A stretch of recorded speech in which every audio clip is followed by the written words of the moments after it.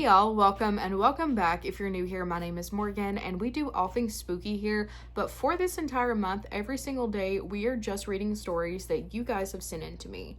So with that being said, if you have any stories that you would like for me to read, please check out the description below because you will find out everything there is to know about sending me that story. You'll also find my other social medias too, if you're interested. Now, the story that I just filmed that you've already seen that went up yesterday, I actually left a story out in that one. We're gonna start off with that story. I have a story to share regarding my grandmother and her old home. For some context, me and my family live in central Pennsylvania, not far from the Appalachian Mountains, if that means anything. That always means something. My grandmother passed in late 2018, and we later bought her home from family in mid-2019. She was moved to a nursing home around the age she turned 91 and died there 4 months later. When we bought and moved into her house, I got the back bedroom on the main floor. The home only had one main floor and a basement. At first, there was nothing wrong. I slept normally and had no issues regarding the paranormal. However, in early summer of 2020, that all changed. I actually remember the first night it happened. I got into bed and tried to fall asleep, but something prevented me from sleeping.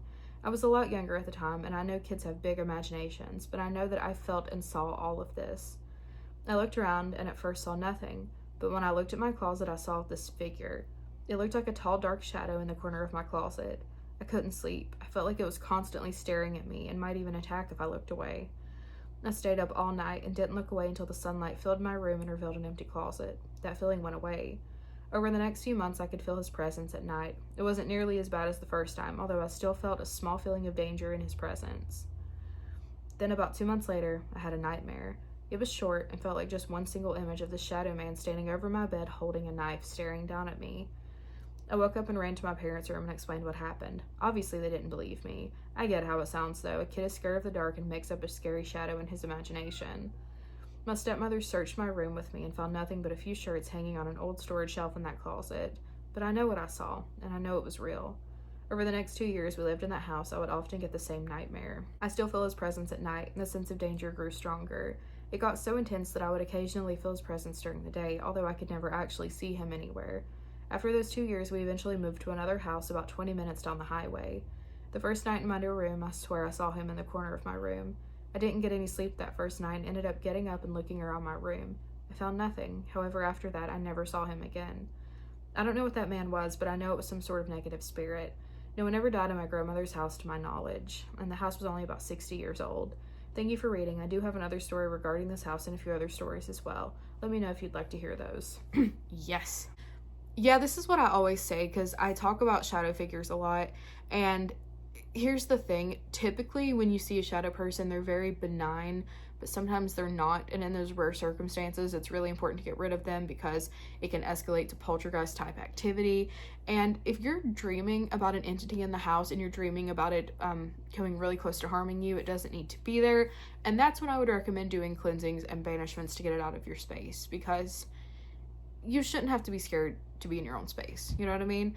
I always say if these entities are, calm, cool, and collected, they are welcome to live in my space and coexist with me. But if they're not, they don't need to be there. And that's just the way it is. All right, next story. These are a collection of my friends and my own experiences. I was a skeptic until the second story here. P.S. I live in South Africa and English is not my first language, so please excuse any errors. First story. My sister and I were in 8th grade, and we were at school late due to an after-school activity. She was waiting in the lobby where there were stairs going up to the top part of the auditorium.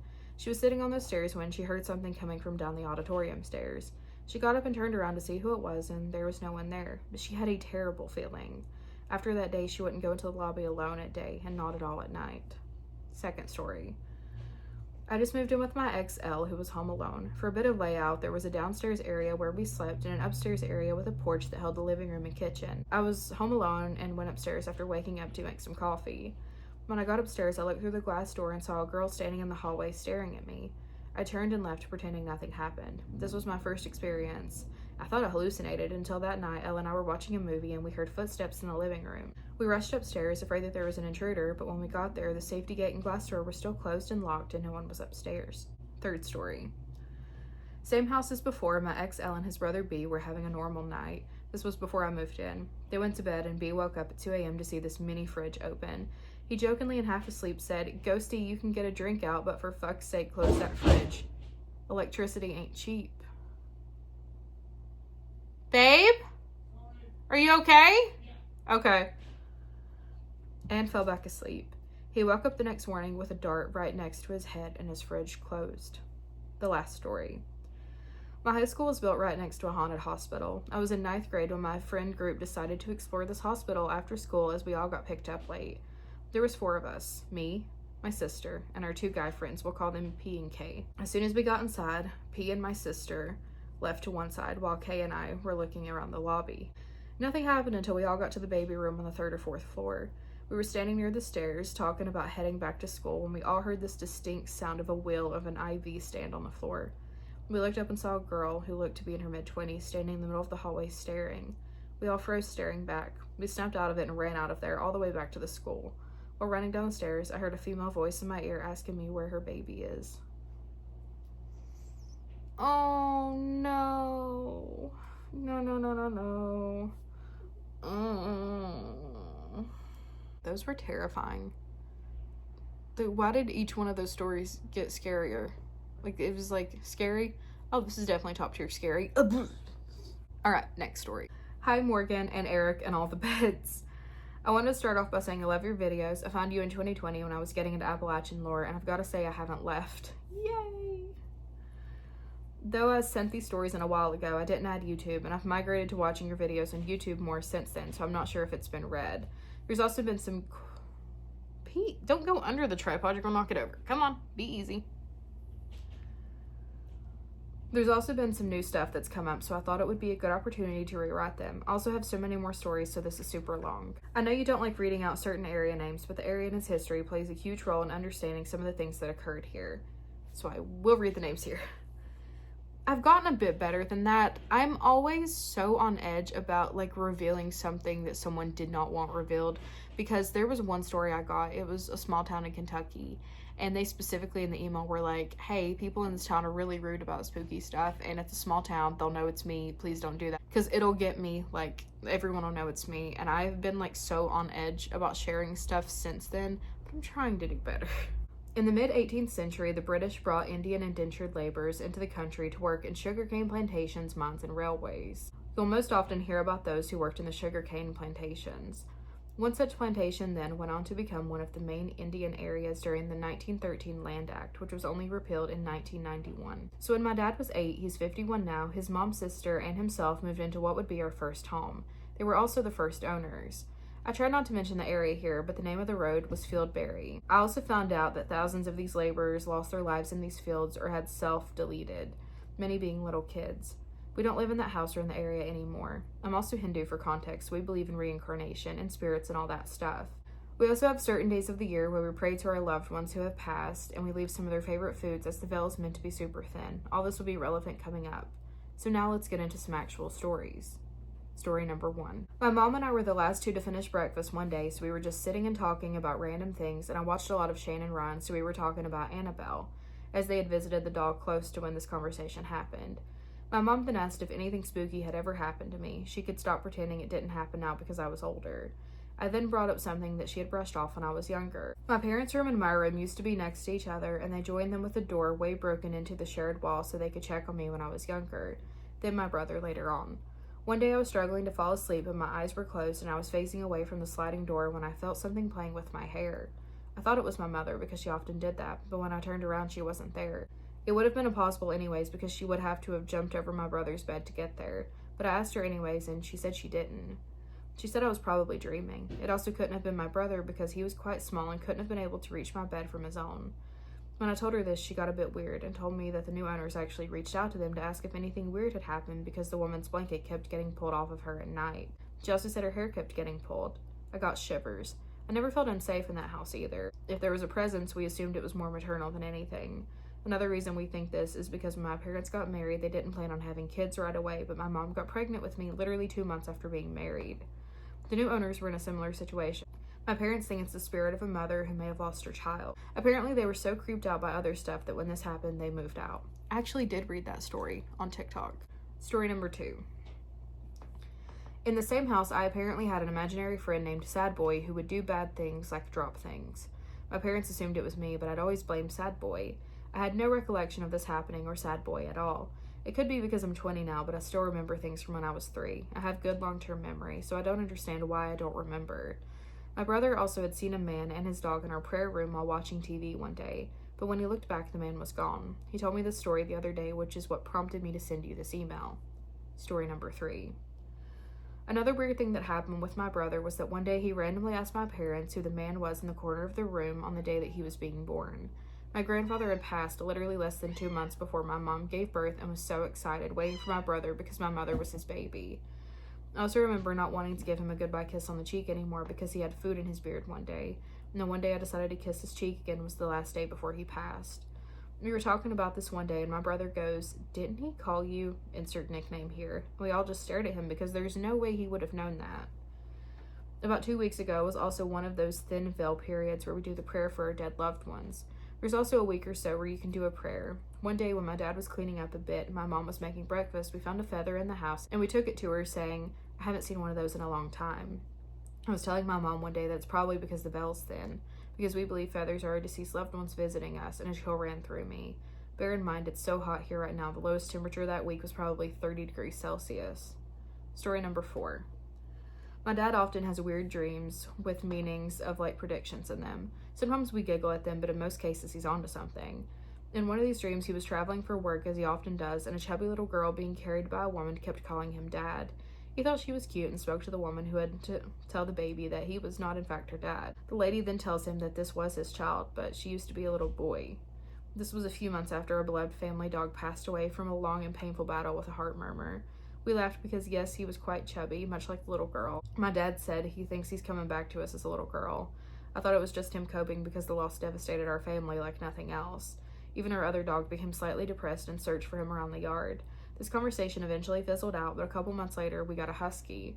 One of my dad's colleagues was selling husky puppies and offered my dad one for free. We were actually offered a different one, but someone else insisted on us having her, so we got a different one. From the beginning, she had developed super similar traits as our old dog who had passed, and although they have different fur markings, her actual skin is covered in spots, just like his was. Story number 5. A couple of weeks before this conversation, I actually had a dream about my dog who had passed, except in this dream it wasn't actually him. I have doors and a gate going outside from my bedroom. In this dream, my desk was gone and the doors were open, but the gate was closed. It started to get super windy, so I went to close the door, but I saw him sitting there. I asked what he was doing because it was storming and he needed to get inside through the other door, and all of a sudden I realized it wasn't him. He'd passed away, so I said it out loud, and all of a sudden his eyes turned red. I know from Shannon Ryan that demons often show up as small children or animals to be endearing, and I realized this in my dream. I then start running for my light switch, but the wind was so bad that it was pulling me backwards and I couldn't move. I almost reached the door, but then woke up shaking, but also was such a deep feeling of grief that lasted for 2 days. Anyways, I think that was everything. Sorry for the rambling. I'm a bit of a yapper. Those are so sad. Okay, that one was sad. That dog one. Okay, the dog one got me. Next story. I was downstairs in my house and I had to grab something from the kitchen, and I went upstairs and I looked at the stairs and I looked in the eyes of a red-eyed entity. I was so scared I memorized its entire body. It was completely red except for those eyelids that were brown. I was so scared that I haven't seen it since. But I felt so many spirits, and my dog passed since then. I didn't realize how much she kept the spirits at bay, and my dog has since moved to the Rainbow Bridge, but we think she protects the house at night because it is when the spirits are most active. I'll explain more if you would like to hear more things about my experiences, but I think I'll try to keep it simple for now. Please do. I think dogs that pass away can absolutely come back and protect us. Oh my god, my whole thing glitched. Where was I? Oh! What the heck? So they started this off with, I had to resend this too many times because I couldn't spell YouTube right. This cracks me up because I remember I was at like a family dinner and I checked my email and I had like 4 emails and it was just like YouTube spelled in various ways, and I was cracking up so hard. So I remember getting this one. I've been debating writing to you for a while, but I finally decided that this experience might make a good story, so here I am. Before I start, I just want to say how much I love your channel. For months now, you've been my go-to channel while I draw. You were the main thing I watched while battling a nasty fever. Your videos are a huge comfort and I can't wait to see more. Now on to the spooky stuff. This happened when I was 7, about to turn 8, and I remember it as if it happened yesterday. For the sake of the story, you can call me Spencer. That night, I was tagging along with my uncle on a hunting trip. We were planning to camp out in his favorite spot, a secluded area in the woods of southern Alabama. The only way to get there was by off-roading, meaning that we were completely isolated. For context, my uncle is one of the goofiest people I know. He was always cracking jokes, never taking things seriously. That's exactly why what happened later terrified me so much. By the time we reached the spot, the sun was setting. After a few hours of trying to hunt and not getting anything, my uncle set up a small campsite, a single tent and a campfire. We toasted hot dogs and made s'mores, and honestly, I was having the time of my life. Eventually, it was time to go to sleep, so we climbed into what was probably the saddest looking tent imaginable. If the night had ended there, I wouldn't be telling this story. I woke up sometime in the middle of the night, and I don't know exactly what time it was, but if I had to guess, I'd say around 2 a.m. At first, I wasn't sure what had woken me up, but I was about to roll over and go back to sleep, but then I heard it, a woman's voice. I remember being really confused, my tired brain trying to process it. Why would a woman be out here, alone in the middle of the woods? And why in this area of all places? At first, I couldn't make out what she was saying, but then as the words registered, a chill crawled up my spine. Help me. Come here. Please help me. Come here. The way she spoke wasn't right. Her voice was completely flat, empty, like someone's reading a script without a trace of emotion. Now, you'd think my first instinct would have been to wake up my uncle. That would have been the smart thing to do, but I was 7, and I wasn't smart. Instead, I crawled out of the tent. Standing there in the dark, I squinted into the trees, trying to spot the woman, but I saw nothing. Only endless blackness between the trees. My stomach started twisting. Something about the silence felt wrong. Still, in my naive and empathetic little brain, I thought maybe she was hurt. Hello? Are you okay? Is what I called out to the invisible woman. The second my voice broke the silence, the woman's pleas stopped. Not like she'd finished talking, no. It was like someone had hit pause on the recording. The air around me felt different, heavier, and for the first time in my life, I felt fear so strong it paralyzed me. I knew I was in danger, but I couldn't move, not an inch. And then I heard it. A screech. It wasn't an animal. It wasn't a coyote or a fox. I'd heard those before. This was wrong. It sounded human. Like someone shrieking in surprise, but there was no real fear in it. Just like the voice before, it was completely void of emotion. The spell broke me. Panic surged through me, and I bolted back to the tent, diving into my sleeping uncle and shaking him awake. He groggily cursed, asking what the hell I was doing. I was in tears as I screamed to my uncle that there was a woman calling for help in the woods, and I told him about how weird she was talking. My uncle's expression changed in an instant. The sleepy annoyance vanished, replaced by something cold and serious. He grabbed my shoulders, looking me dead in the eyes, and in his thick country accent, he said something that still chills me to this day. Spencer, there ain't no woman in the woods this late at night. I thought maybe he'd tell me I imagined it, that it was just the wind or something. However, instead, he grabbed his protection, took my hand, and practically dragged me to the truck. Luckily for us, it was only a few feet away. We were not staying. He left everything, the tent, the campfire set up, all of it. The drive back felt endless, and I was too scared to say a word, so we just sat there in silence as he drove us back to that rustic little cabin. In the morning, he went back to retrieve our stuff, and when he returned, he told me the tent had been torn to shreds. Maybe it was an animal, that's what I tell myself, but after what I heard that night, I don't believe that. I haven't been camping since, and I don't plan to break that streak anytime soon. The tent being shredded? Oh my god, that could have been you. Oh my god, no, I would never go camp. You know what? I will never go camping again, first of all. But if this happened to me, you would never. If you knew that I was going camping, you should call someone for help, because that's not me. That's not me. This is me letting you guys know, if you ever see me go camping, hello authorities, that is not Morgan. That is not me. I will never. Oh, in Appalachia too. You know what? People that camp in Appalachia, and I say this as someone who growing up used to camp all the time. Granted, it was always in a camper. You guys are built different. Could never be me, would never be me. I stayed in a tent one time, scariest night of my life. I'll never do it again. So this one is a short story, but they were asking for advice, so I'm gonna read what they sent and then we're just gonna chat. I need help. The mimics in my house are getting worse. My son knows not to acknowledge it. My husband opens the door and gives her attention, even when he knows I'm at work. Also, there's something following me to work. In all my years of paranormal experiences, I have never dealt with things like this before.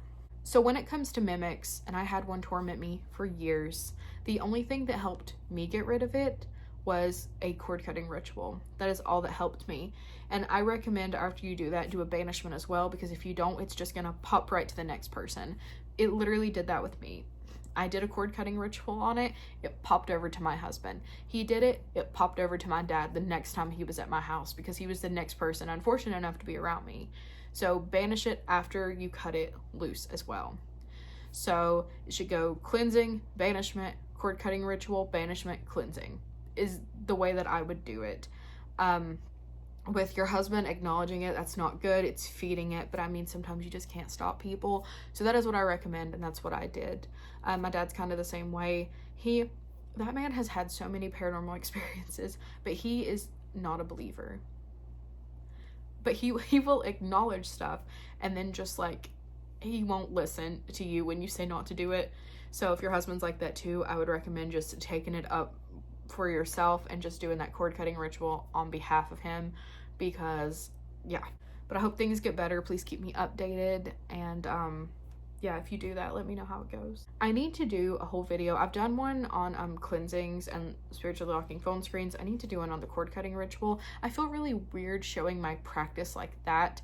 That's probably something that I would be more comfortable showing on Patreon, even if it's like for free.